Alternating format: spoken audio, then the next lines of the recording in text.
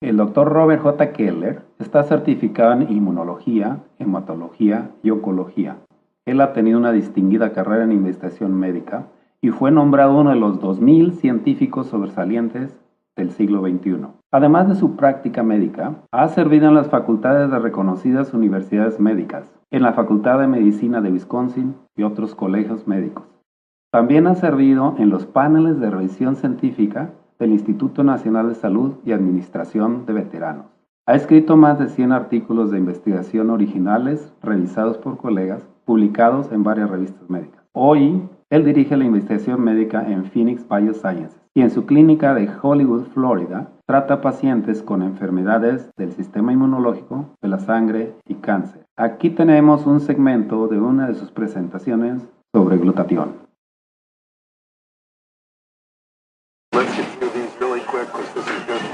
Have to get CMEs, and I have to tell you that I am on the Speakers Bureau for GSK, GlaxoSmithKline, and also a nutritional consultant for an HIV nutritional company named Biosource Therapeutics, which has nothing to do with what I'm talking about today. What I'd like to talk to you about is something that I find thoroughly fascinating. It is glutathione. It is one of the 4 endogenous antioxidants, and it is one that I must admit, despite 80,000 published articles in the English literature, through medical school, internship, residency, fellowship, and a fairly long time in academic medicine, I knew nothing about. It is a very interesting molecule because it exists in an accelerated or increased energy state. The energy state is, or increased energy state, is caused by the fact that it's got a free sulfhydryl group and therefore can easily donate the hydrogen to a electron and therefore quench a free radical. Now, let me tell you, because I think it's important, and it is a little bit of a divergence, but I learned about glutathione because of something that you probably all have seen in your practice, and that is a low uric acid. Now, when I was in medical school and when I was a professor of oncology, the only thing I knew about uric acid is when you had a kid that you were going to treat for leukemia, you put him on allopurinol to keep the uric acid down.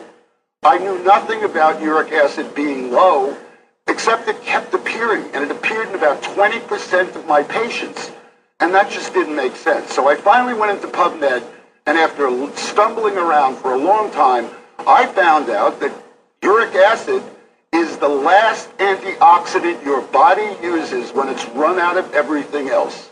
When it's run out of gas, okay, it uses uric acid. Interesting. So if that's the last, the question then, what was the first? And that is where I got into glutathione. I've been coming to some of these meetings for a while, and glutathione is very important for a number of things, not all of which I'm going to go into today. But in point of fact, it has a great deal to do with not only well-being, okay, but aging well, or if you will, retarding the aging process. So I think it's very applicable. I'd like to, at the risk of repeating things that you already know, go over some of the things that glutathione is important about. Alone in the antioxidant world, okay, every other antioxidant, when it becomes oxidized, becomes itself a free radical. Glutathione doesn't. It actually recycles other antioxidants. In fact, the body considers it so important that up to 6% of the entire ATP expenditure or energy expenditure of the body may be used to synthesize and optimize glutathione levels. That's pretty impressive, 6% of the entire energy output of the body.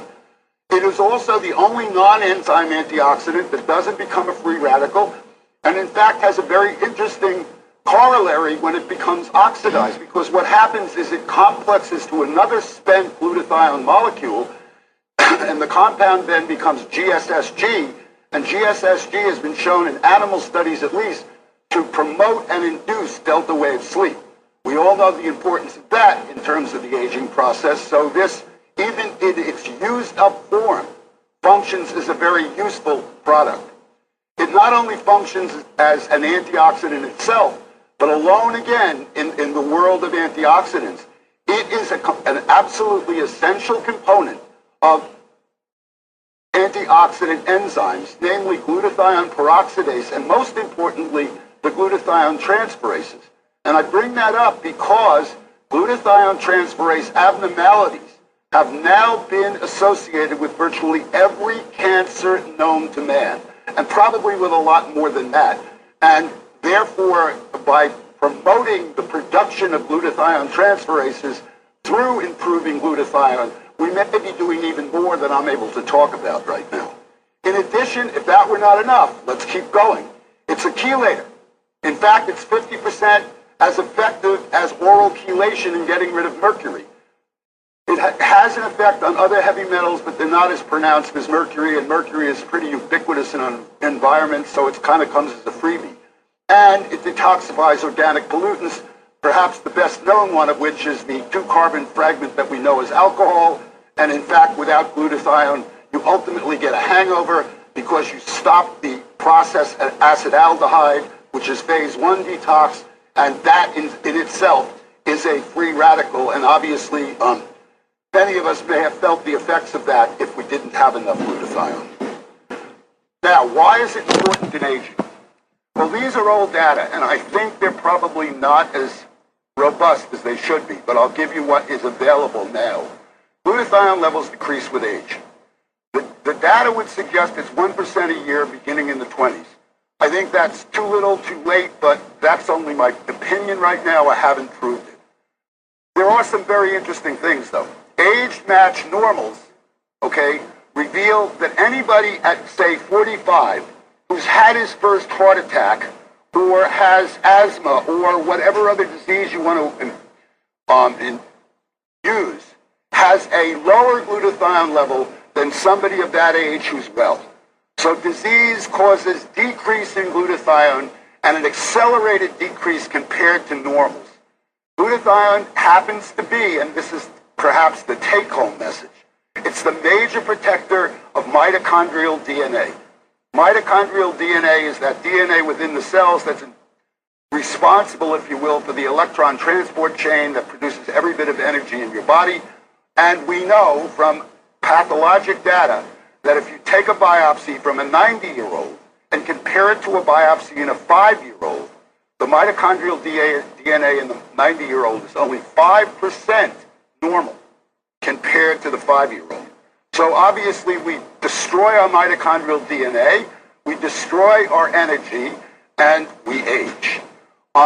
Maintenance of normal mitochondrial DNA is directly correlated, and it's got an R value above 9.9 with aging. So the higher your glutathione, the less you age. And I think the most important thing there is centenarians, and I think that's wrong on the slide because even though we did it over and over again, the spell check kept leaving it alone. It's centenarians, not centurions. Okay, demonstrate glutathione levels that are similar to a 30 to 50-year-old normal